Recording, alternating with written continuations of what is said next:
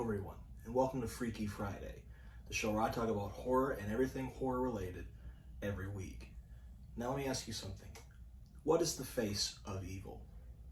Well, to some, it's a glove with claws on it. It's a man with pins coming out of his face, or even a goalie. But to some, including myself, there's only really one face of evil. A walking machine, an immovable object with the blackest eyes, the devil's eyes.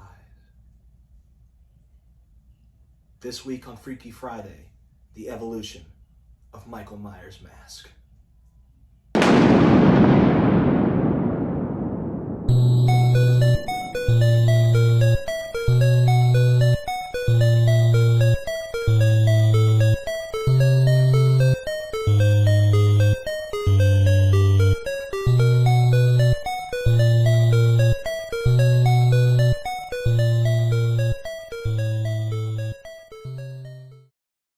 Now, Michael Myers is the main antagonist of the Halloween franchise starting back in 1978 with the very first film, Halloween.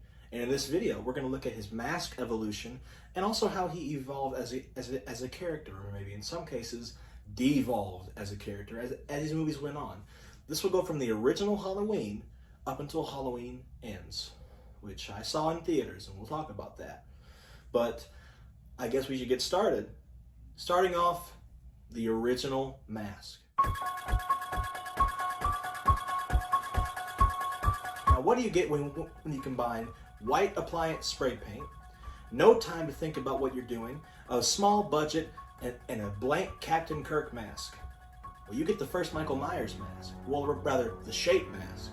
This seemingly innocuous store-bought mask turned into a symbol of horror for many, many, many years to come, and its effect is indelible. Those just the blank face is creepy. His hair is all matted. The eyes, how black and desolate that they are, and the way that it moves throughout the night. Like, for example, when he's stalking Laurie Strode in the house, when Dr. Loomis sees him when he's about to kill Laurie Strode, and he's just standing there in the darkness. That mask is so creepy. It's left an indelible mark and is the series benchmark. Every mask after this one takes from it. Some more than others, and some less than others, but again, that's going on. This is the iconic mask we've all seen. I mean, hell, this mask on my shirt is based on the original mask, which it's hard to get an idea of the original mask because it was just a moment in time. You really can't replicate it exactly. And it's got to do with the actor's head shape, but that's kind of besides the point. Well then, after Halloween was basically the blueprint for an independent movie that was successful, in 1981, we got Halloween 2.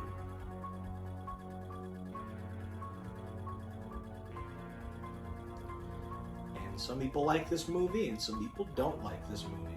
But let me tell you something. I adore this movie. And, luckily for us, it's the same mask as in Halloween 1, but in my opinion, it looks even better than the first one because Dick Warlock, the guy that's playing Michael Myers, his head shape is different. So the mask looks different and he just looks evil.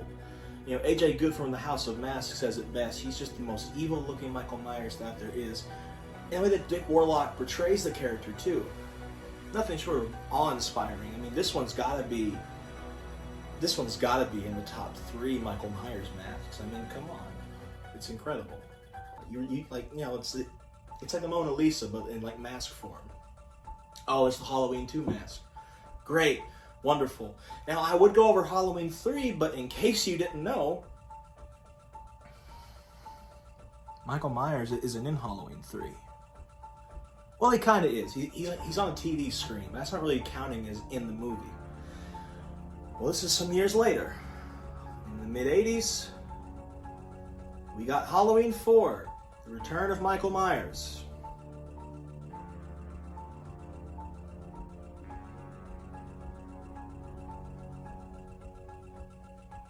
What the fuck is going on here? First of all, I don't want to mock the people who worked on these masks, because they obviously worked hard. This is their job. I don't want to dispel the art form, but come on. I mean, just look at him. Look at him. He looks like a dog that they just pissed on the carpet and trying to tell you not to punish him. In the way that he moves, he's holding the knife like... He sits up off the bed and the thing goes down. You know, the only thing I know about Halloween 4 is the Family Guy skit where Tom Tucker is like, and I was Michael Myers in Halloween 4. Good evening, I'm Michael Myers. I have enormous psychological problems and I'm going to take them out on you. God, that was... that was ridiculous. But, you know, now on to Halloween 5.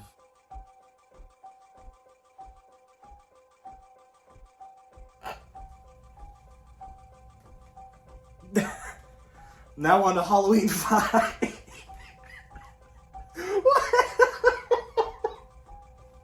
What is that? What's that? He looks like Joan Rivers, for God's sake. Why is his hair slicked back? What's wrong with this man? This man looks like he just lost his fucking Roblox account password. What's up with that? He looks so strange. Again, I'm not trying to doubt the mask creators, but something about this mask is wrong. Like, come on. Come on, like, and you know, Halloween 4 was confusing enough. You know, the plot of Halloween 4 is kind of weird. You know, he got burned in a fire in Halloween 2. He comes back. He's chasing after his little niece, whatever. Halloween 5. I don't even know what the hell's going on in Halloween 5. There's a lot going on. Like curses. Got this mask that's hanging over his jumpsuit. It's creepy looking.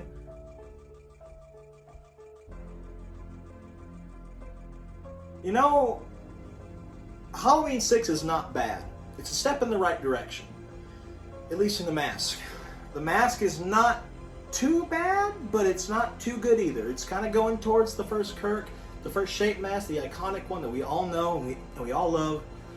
But still something feels kind of off about him. I can't really quite say what it is, but I mean, at least trying to go in like a nice direction. Let's see what Halloween 6 is all about.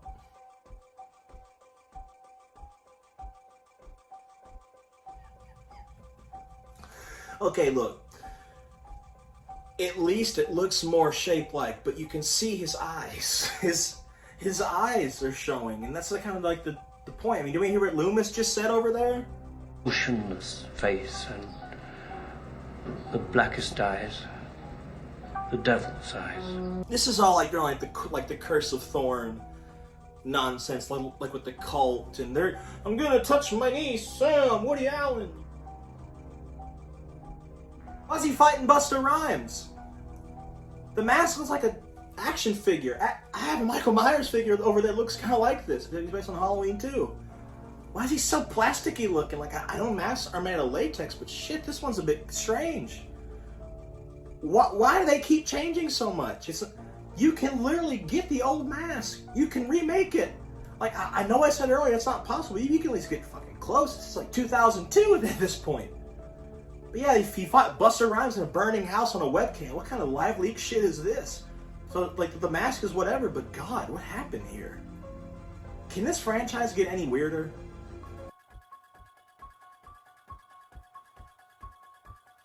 I was fully prepared to shit on this Rob Zombie mask here, but I really can't. I was a small child when the Rob Zombie films came out, which probably makes some of you feel very old. And I remember being afraid of those masks. And the first Rob Zombie remake was especially frightening because, I mean, just look at him. I mean, it's all torn up and matted. You saw him as a kid. His brain's messed up and the mask kind of reflects that. I love how this one looks. The movie itself was a bit too white trash, Rob Zombie heavy, but the mask and the look and everything else about it, I really like it. I like this one. Once again, a step in the right direction. Same thing, but it's more worn down. You can probably see his face and his expressions, which is fine, I guess, if that's what he was going for. But, I mean, I didn't really like the second Rob Zombie movie. I thought the first one was a lot better, but this is kind of the lull in the Halloween franchise. See, from about 2009 to up until very recently, there wasn't really anything going on with this franchise. You know, he'd appear in video games and fan games and fan art, but he wouldn't. You know, there was no movie announcement. That wasn't until Blumhouse got involved.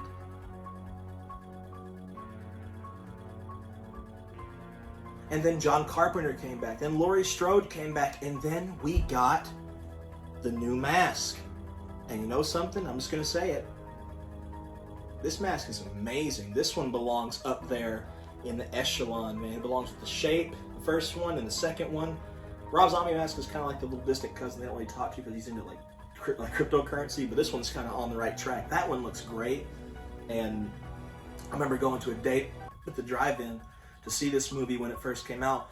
And while I was unhappy with my relationship, I was very happy with this movie and the mask and everything. And you see Jamie Lee back. It was great. But this mask is a great improvement. I loved this. I loved it very, very much.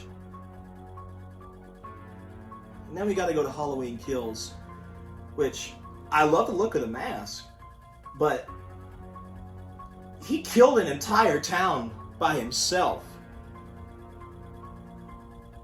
The town said, "You go and die tonight," and he was like, "Nah." He looks great. Don't get me wrong, he looks fantastic, but God, that movie, I like to watch it. It's a fun watch, but sometimes it just kind of baffles me how that even happened, you know? And then finally, we got Halloween Ends. Same thing as Kills. I do think we should talk about Corey, though. You know, Corey Cunningham. I like this. I like where they're going here. They said this was the end of the Halloween franchise. This is basically the evolution of Michael Myers. I gotta say, though, from all of them, I mean, I can't rank them, but the original Shape mask, the one from Halloween 1 and 2, that's the standard bearer. And some of them make it, and some of them don't. Some of them are weathered, some of them are clean. Why? What's up with Halloween 5? He looks like a drug addict. Well, I guess that just about does it for this video here. I do want to say, before we go, shout out to Tommy Lee Wallace who made that first mask. There's an amazing video on YouTube you can go watch where he makes the Shape mask. It's a remake. And, you know, it's a great video, but thank you all for watching this Freaky Friday. It's a really quick video, but I want to make a fun little video. I love masks. I thought we'd do like a mask video.